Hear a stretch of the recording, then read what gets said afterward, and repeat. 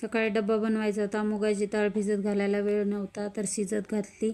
आणि मेथीची भाजी डाळ बनवायची होती. लसूण घेतला, काही लसूण कापून घेतला, काही लसूण ठेचून घेतला जिरं घालून.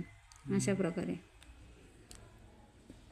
दोन्ही कापलेला आणि ठेचलेला असला की छान लागते भाजी. आणि 4 हिरव्या मिरच्या घेतल्या, त्याला मध्यभागी काप पाडून असे बारीक बारीक कापून घेतली मिरची. इकडे मेथीची भाजी धुवून घेतली. मेथीची भाजी म्हणलं की माझा मुलगा नाक मुरडतो, पण डाळ टाकून केली तर कसं तरी खातो, म्हणून डाळ मेथी बनवायची होती. इकडे तेल टाकलं कढईमधलं तेल गरम होईपर्यंत इकडं भाजी पण डाळ पण अर्धवट शिजलेली आहे. तापलेल्या तेलामध्ये लसूण घातला.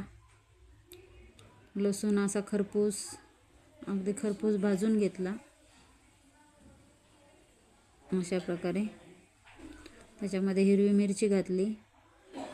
हिरवी मिरची पण छान परतून घेतली आणि त्याच्यामध्ये अर्धवट शिजलेली आपली डाळ घातली. डाळ घातल्यानंतर त्याला छान परतून घेतलं.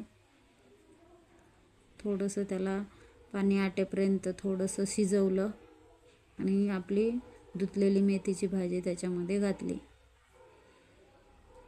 आणि थोडीशी हळद, थोडंसं मीठ घालून छान परतून घेतली. डब्यासाठी भाजी तयार झाली.